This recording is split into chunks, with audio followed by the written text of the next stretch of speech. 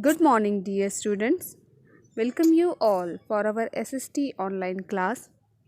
Students, today we are going to start our new chapter, that is Fundamental Rights and Duties. At home, you expect from your parents to look after you.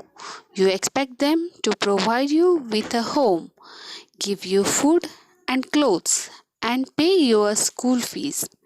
These are your rights. But when you have rights, you also have a duty. Some of your main duties to respect your parents and help your parents and pay attention to your studies. What do you think? To your other duties? Think. Let me explain you. Our constitution, our country was ruled by British for almost 200 years. After a long struggle, India got his independence from the British on 15th August 1947. Our leaders got together to form a government. They made a set of rules based on which a government would run. Law known as Constitution. The Constitution was accepted on 26th of January 1950. We celebrate this day as a Republic Day. Constitution lays down some important guiding principles that have to be followed by the leaders of our nation. The preamble to our Constitution describes India as a democratic, socialist, secular republic. What does it mean? Let us understand democratic. That means that all the people of the country will choose or elect leaders who will form the government. This kind of government known as democracy. Thus, our country is no longer ruled by king. If the people are not happy with their elected leaders, they can be removed from their post. Socialist. This means that all the people in the country will be treated as equals. The government will not differentiate between people on the basis of their caste, creed, religion, or in other any way. Secular. This means that all the people in the country will be free to follow whatever religion they want. This is known as principle of secularism. Our head of state is elected by people. India is headed by an elected president, unlike Britain, whose head of state is hereditary monarch. Our fundamental rights. The Constitution of India gives its citizens certain fundamental rights. If anyone feels that their fundamental rights have been denied, they can approach a court of law. Let us learn some important rights. Right to equality. Equality for all. Every citizen is equal before the law. There will be no difference on the basis of religion, race, caste, gender, male or female, or place of birth. Right to freedom. It includes freedom of speech and expressing your thoughts. The Indian citizen can settle anywhere in India, follow any occupations, trade, or businesses. Right to freedom of any religion. India is a secular country where every citizen has the right to follow and practice any religion. Justice.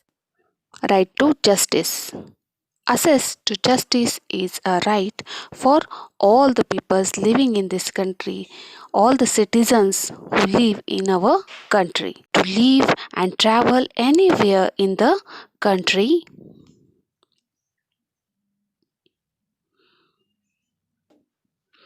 Right to choose our profession.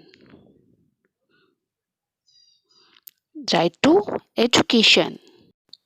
Every person has the right to get education and also get admission into any educational institutions.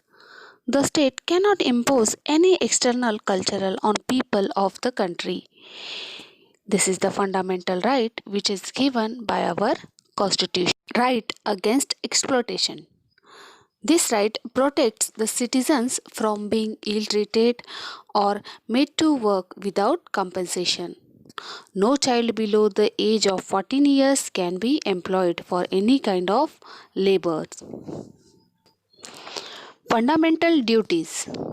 As the citizens of India, we all enjoy certain fundamental rights. But along with this, we also have certain duties towards our motherland. These are called fundamental duties. Some of these duties mentioned in the Constitution are: we must follow the rules laid down by the Constitution. We must honor the national flag and national anthem.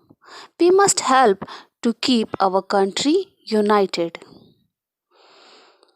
We must defend our country at the time of danger. We must protect our national property. We must protect our environment. We must treat India as equal. Be proud of our country, be patriotic, and help our country to be united. Promote brotherhood and treat all citizens equally. Some of the other forms of government are monarchy. The state is ruled by a king or queen. The monarchy is hereditary, that is, when the monarch dies, his or her child becomes the new ruler. Next, dictatorship. The state is ruled by a single leader who has absolute power. He or she often misuses this power to oppress the people. The rule here is not hereditary. Communism.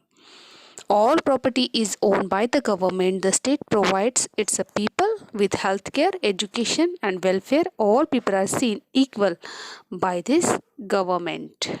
Directive Principles of State Policy. The Constitution of India lays down certain directives for the government. The state is expected to keep these principles in mind while making laws.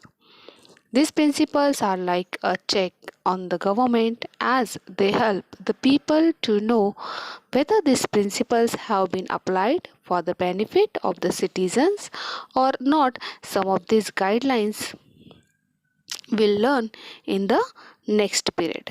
Of no. Our constitution is a set of rules based on which our government runs. India is a democratic, socialist, secular country. The constitution gives all citizens certain fundamental rights and also lays down the duties.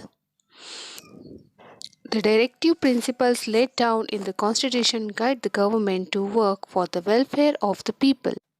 Fundamental duties. Respect national flag, national anthem, national symbols. Respect Constitution of India. Protect culture of India. Protect environment. Be proud of our country. Promote brotherhood and treat all citizens equally.